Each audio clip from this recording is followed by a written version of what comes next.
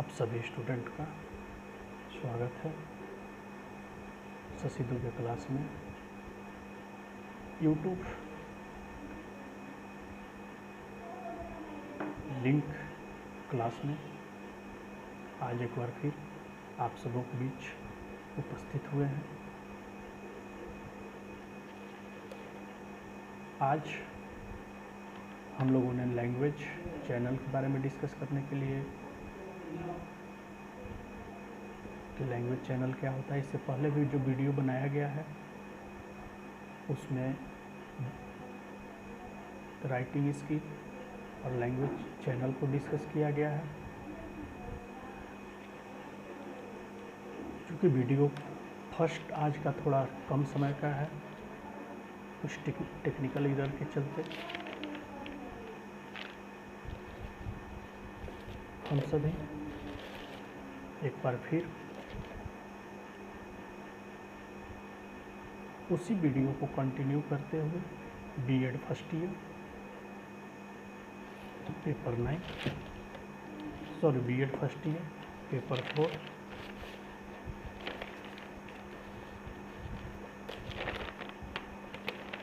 Language across the curriculum पाठ्यक्रम में भाषा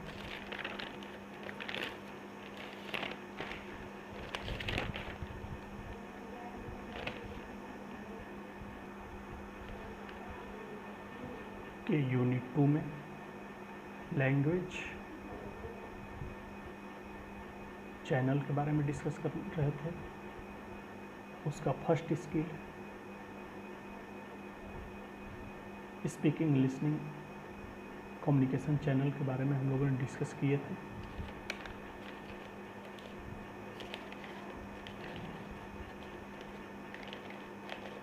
उसमें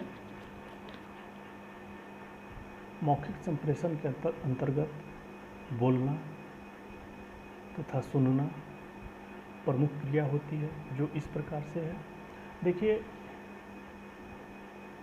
भाषा प्रवाह में भी वो 4 कौशल आपको ध्यान से सुनना है।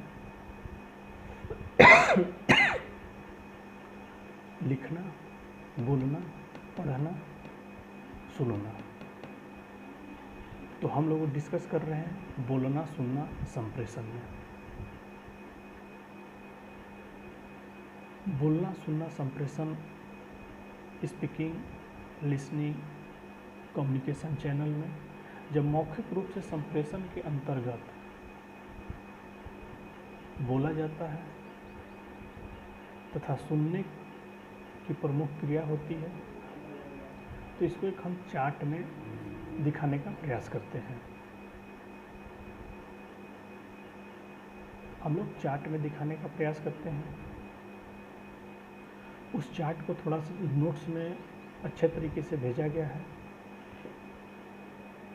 आप उस चार्ट के माध्यम से भी समझ सकते हैं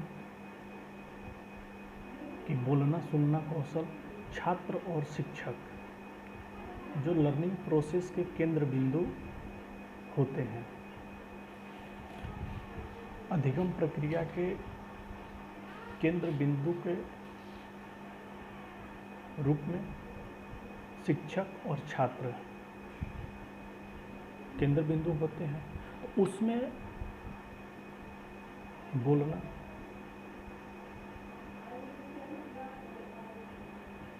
बोलना,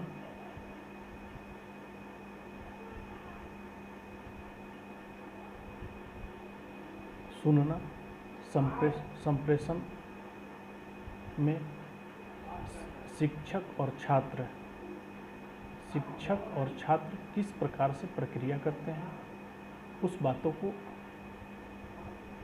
इस वीडियो में हम लोग समझने का प्रयास करेंगे। शिक्षक किसी भी पाठ्य वस्तु को, किसी भी प्रकरण को, किसी भी रूपरेखा को, किसी भी पाठ्यक्रम को, किसी भी प्रकरण को अर्थात content, syllabus, content, syllabus,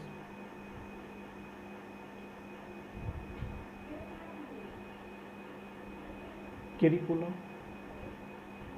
text book, topic, सब टॉपिक, अपने टीचिंग मेथड और अपने इंफॉर्मेशन, अपनी जानकारी, अपने नॉलेज, अपने ज्ञान को छात्रों को बीच जब पहुंचाता है तो दो संप्रेषण होती है। मुख्य रूप से दो संप्रेषण होते हैं। वही संप्रेषण बोलना सुनना संप्रेषण के नाम से जानी जाती है। शिक्षक इसी संप्रेषण का प्रयोग करके अपने बातों को छात्रों तक पहुंचाता है और छात्र और शिक्षक के बीच जो ज्ञान का आदान प्रदान, एक दूसरे में एडॉप्टेशन या अनुकरण, जब शिक्षक किसी भी टॉपिक पे बातों को बोलता है या क्लास अपना उस टॉपिक से संबंधित क्लास लेता है तो स्टूडेंट उस बातों को श्रवण कौशल के माध्यम से, उस बातों को श्रवण कौशल के माध्यम से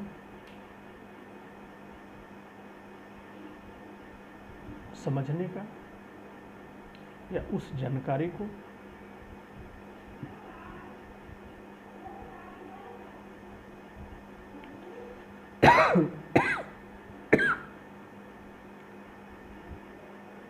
सुनने का प्रयास करते हैं। उसके बाद यह रिसाइकलिंग या रिसाइकल होता है। फिर छात्र फिर से बोलता है,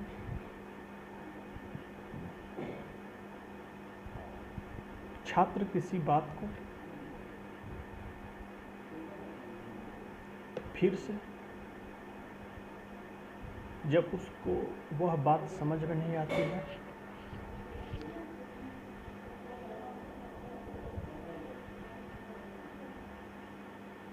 तो वह फिर से बोलता है। अब यहाँ पे कौन कौशल का प्रयोग कर रहा है?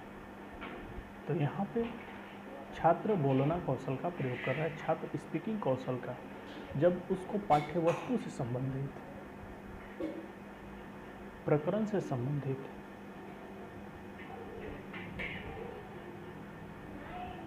बातों को सुनना है, बातों को समझना है तो सुनना कौशल का प्रयोग कर रहा है। लेकिन जिस तरह अगर किसी भी बातों को छात्र नहीं समझते हैं,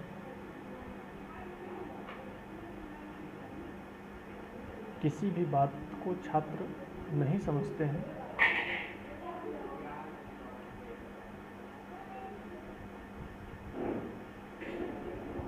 तो वह बोलना कौशल का प्रयोग करके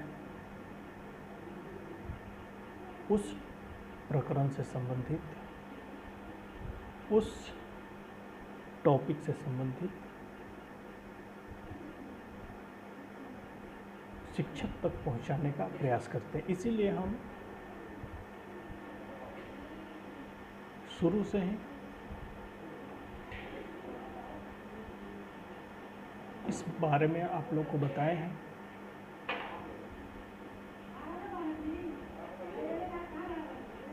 कि बोलना, सुनना, लिसनिंग, स्पीकिंग या स्पीकिंग, लिसनिंग,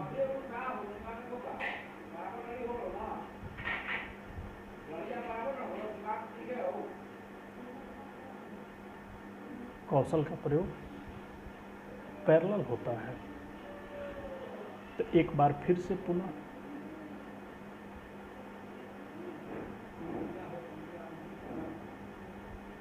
इस चार्ट को हम समझने का प्रयास करेंगे। इसको एक प्रक्रिया में अगर कि समझा जाए तो बहुत आसानी से आप समझ सकते हैं। Input, process, output.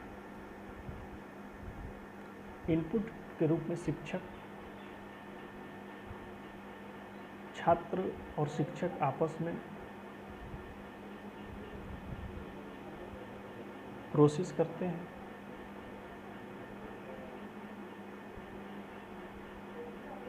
प्रक्रिया करते हैं और आउटपुट के रूप में जो बातें निकलती है छात्रों के द्वारा वह बोलता है और वह सामग्री को वह सुनने का प्रयास करता है। बोलना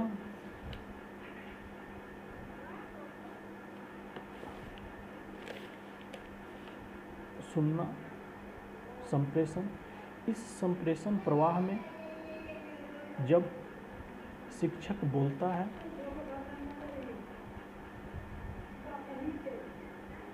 इस संप्रेषण प्रवाह में जब शिक्षक बोलता है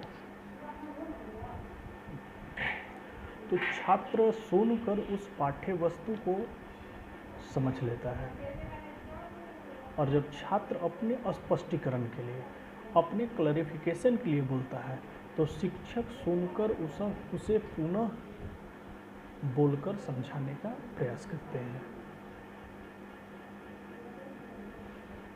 शिक्षक पुनः बोलकर समझाने का प्रयास करते हैं। तो इस तरह से बोलना, सुनना, संप्रेषण, स्पीकिंग,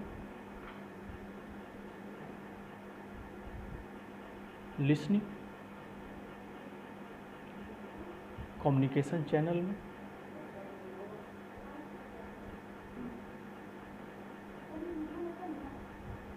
हमने चार्ट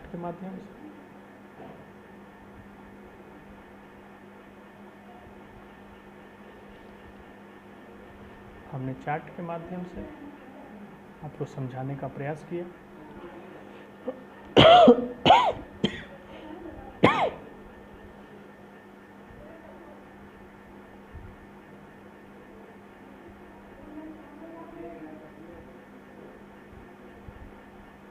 बोलना, सुनना, संप्रेषण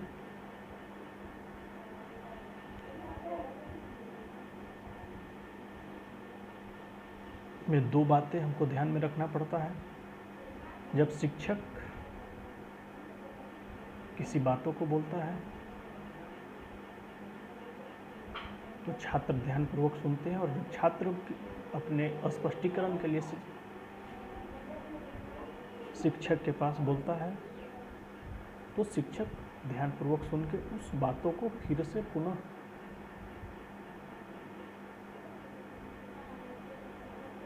वह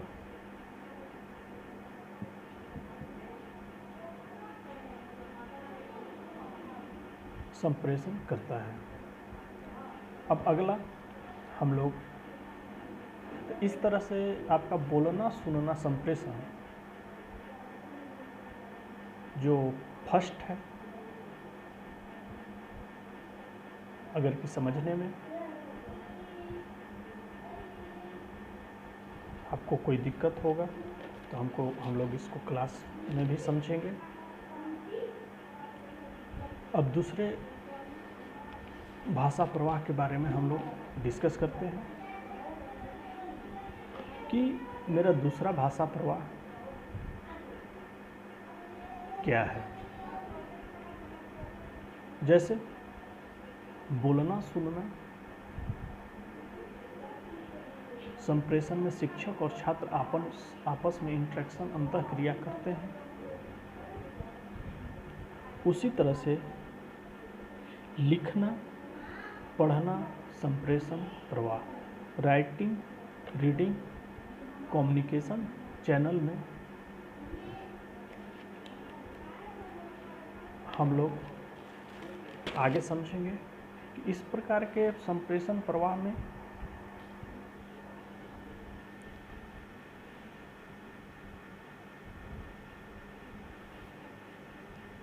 शिक्षक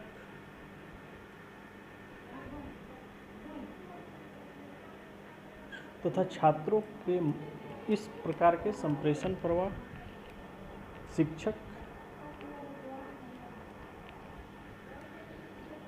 तथा छात्रों के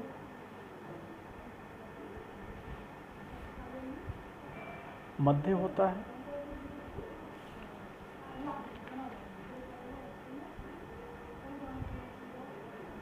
शिक्षक श्यामपट्ट पर लिखता है।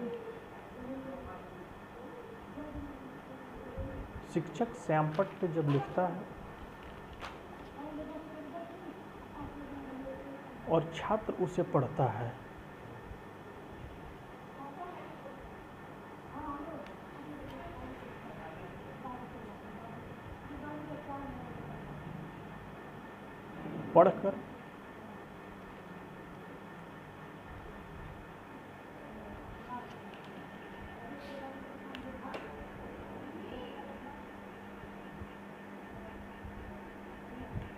पढ़कर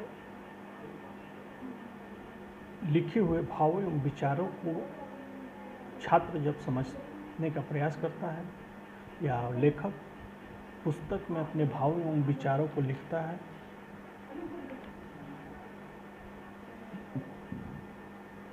और पाठक उन्हें पढ़कर समझता है,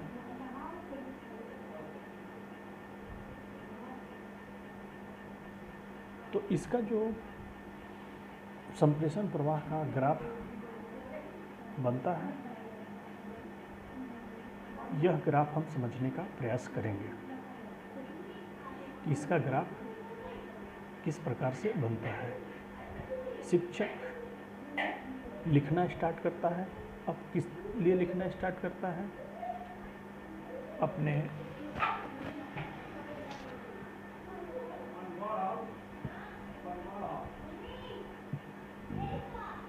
पाठ्यवस्तु,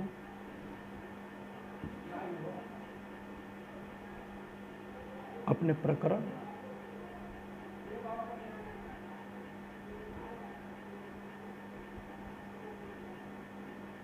के बारे में लिखता है।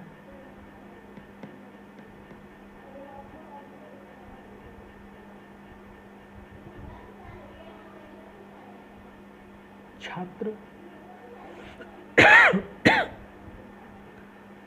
पढ़ना कौशल का प्रयोग करके उसको पढ़ते हैं, उसके बाद लिखते हैं, फिर से छात्र पढ़ते हैं और लिखते हैं। यह प्रक्रिया शिक्षक लिखता है, कंटेंट के बारे में, अपने प्रकरण के बारे में, अपने टॉपिक के बारे में,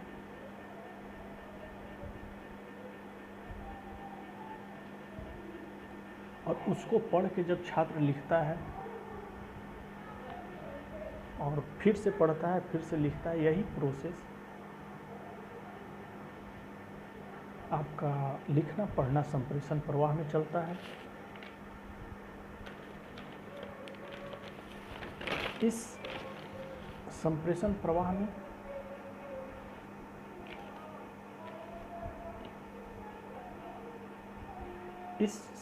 प्रवाह में शिक्षक के द्वारा श्यामपट्ट पर लिखा जाता है और छात्र उसको समझकर पढ़ने का प्रयास करते हैं।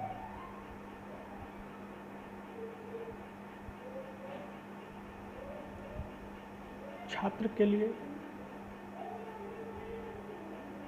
इस बात को हमको समझना आवश्यक होगा, इस बात को हमको समझना आवश्यक होगा कि लिखना पढ़ना संप्रेषण प्रवाह में शिक्षक अपने प्रकरण पर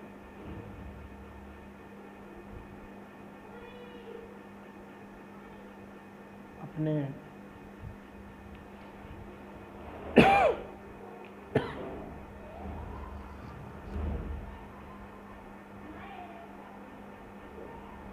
टॉपिक पर जब श्यामपट्ट कौशल का प्रयोग करके वह लिखने का प्रयास करता है तो छात्र उस प्रक्रिया को, उस बातों को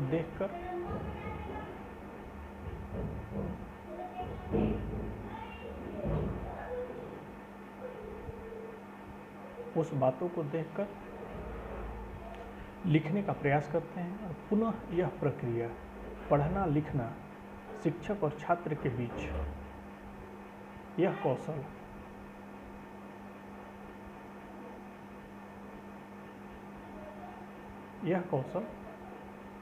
होते रहता है, जिससे अधिगम प्रक्रिया, लर्निंग प्रोसेस छात्रों और शिक्षक के बीच अंतःक्रिया के माध्यम से होते रहता है।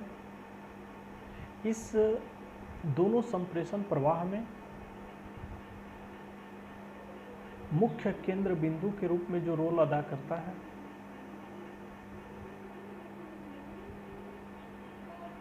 इसमें मुख्य केंद्र बिंदु कौन सा है? जब इस बात पे फोकस किया जाता है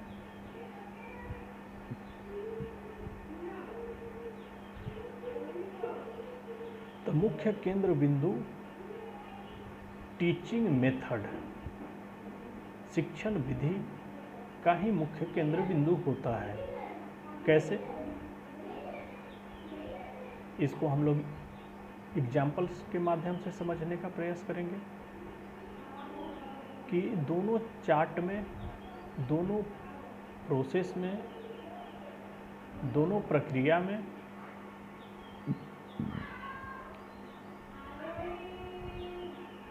स्पीकिंग, लिसनिंग, कम्युनिकेशन चैनल,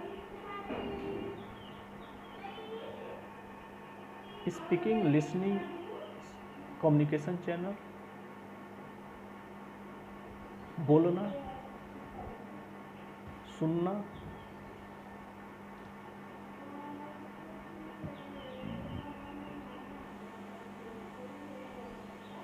संप्रेषण प्रवाह,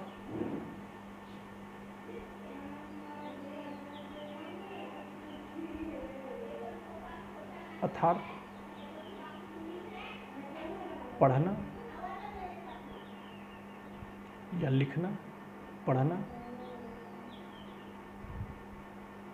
राइटिंग, रीडिंग, कम्युनिकेशन चैनल में मुख्य केंद्र बिंदु टीचिंग मेथड का होता है। कैसे? इस बातों को एग्जाम्पल के माध्यम से हम समझने का प्रयास करेंगे। जैसे शिक्षक अपने टीचिंग प्रोसेस को, इस बात पे थोड़ा फोकस कीजिएगा, शिक्षक अपने टीचिंग प्रोसेस को किसी दो कम्युनिकेशन चैनल के माध्यम से, किसी दो संप्रेषण प्रवाह के माध्यम से, किसी दो संप्रेषण या भाषा प्रवाह के माध्यम से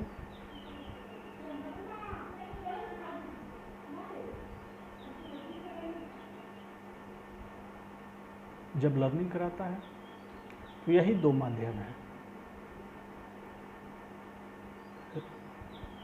स्पीकिंग, लिसनिंग स्किल या स्पीकिंग, लिसनिंग, कम्युनिकेशन चैनल और रीडिंग, राइटिंग या राइटिंग, रीडिंग, कम्युनिकेशन चैनल। अब इस दो बिंदु में या दो चार्ट में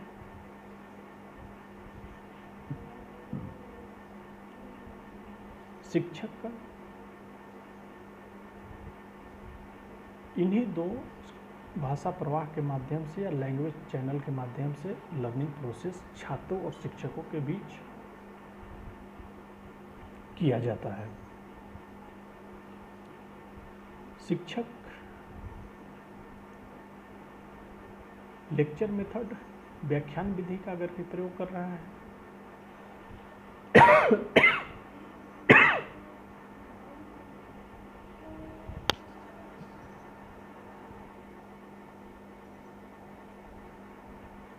शिक्षक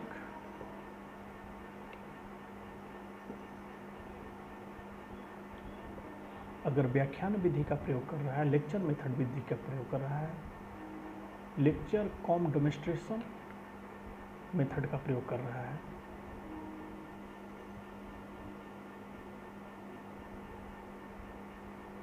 अर्थात सह प्रदर्शन विधि का प्रयोग कर रहा है, या इंडक्टिव मेथड के बारे में प्रयोग कर रहा है, या डिडक्टिव मेथड के बारे में प्रयोग कर रहा है, आगमन विधि का प्रयोग कर रहा है, निगमन विधि का वो प्रयोग कर रहा है,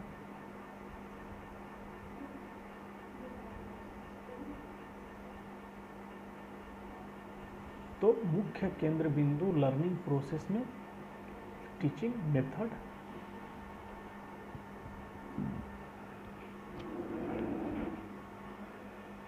शिक्षण विधि,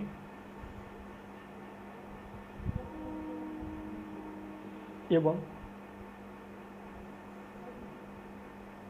शिक्षण प्रविधि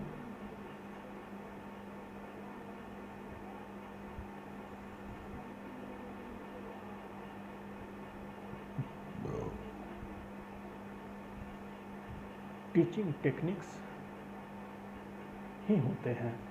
जैसे अध्यापक का शिक्षण विधि का चुनाव करेगा, बच्चे उतने अच्छे प्रकार से उनकी अधिगम प्रक्रिया अर्थात लर्निंग प्रोसेस उतना अच्छा उनका होगा। इसीलिए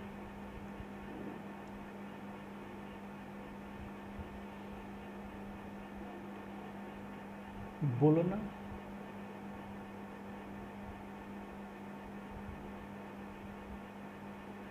सुनना संप्रेषण या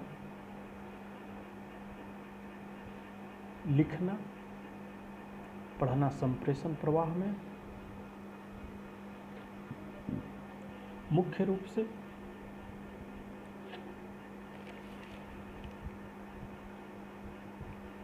शिक्षण विधि एवं शिक्षण प्रविधि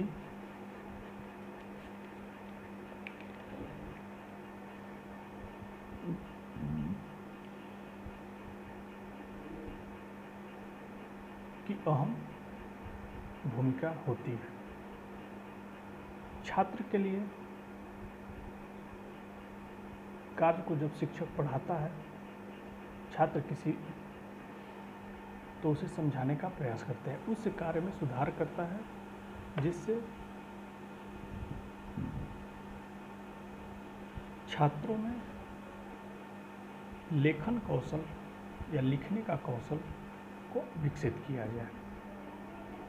भाषा एक कौशल का औचित्य है।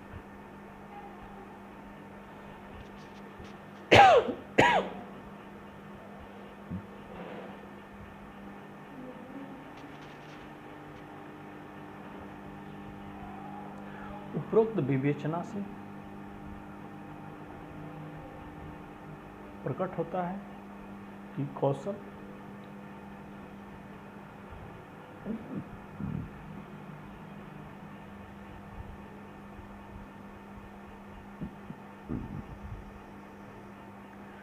भाषा का ही मुख्य अंग होता है।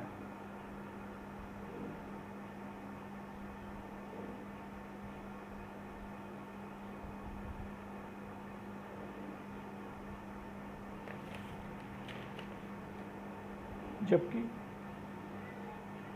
भाषा के अन्य कारक भाषा विज्ञान, लिंग्विस्टिक तथा व्याकरण, ग्रामर भी है।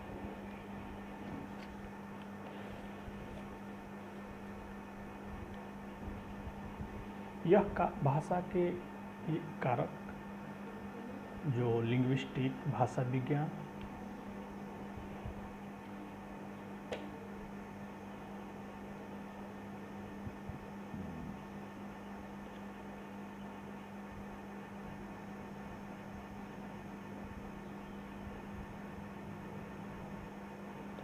व्याकरण, भाषा कौशल,